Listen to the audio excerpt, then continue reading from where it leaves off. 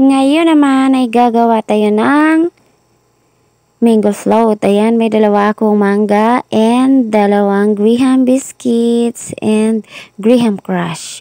Meron din akong condensed milk and all-purpose cream. Kaya tara na, simulan na natin hiwain yung dalawang mangga.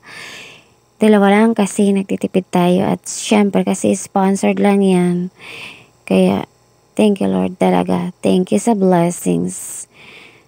Ayan, gumamit ako ng baso para tanggalin yung mangga sa balat.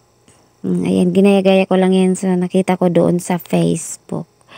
Kaya ayan, hiniwa ko na siya ng maninipis. Depende na lang sa inyo kung gaano kalaki at gaano kakapal yung pagkahiwa nyo. Ang sa akin, ninipisan ko lang talaga siya kasi nagbabudget tayo para ma-budget natin na maayos. And ayan, nilagay ko na sa kasirola yung all-purpose cream. Chilled naman yan pero hindi gaanong chilled.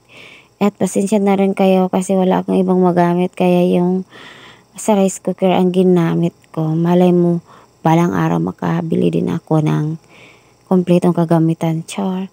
At nilagay ko na nga pala yung condensed milk.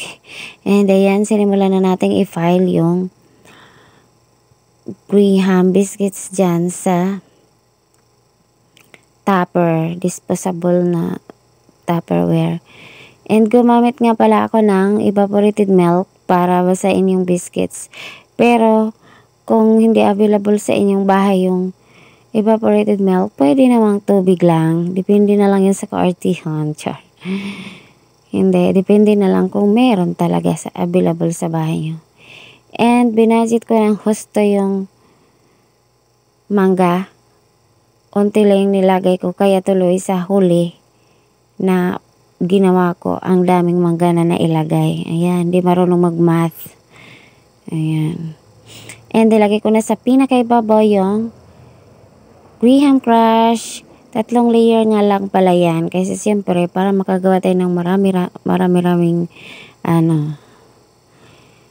mango float.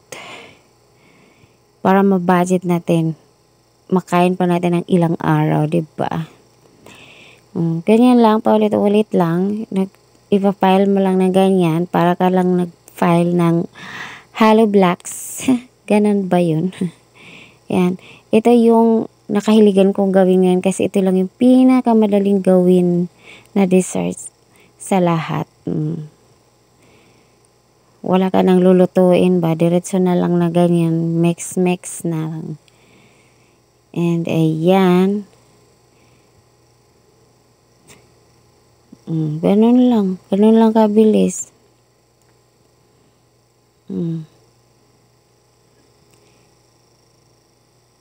And ayan, nakagawa tayo ng 6. Ayan, tapos na. And ilalagay na natin sa ref.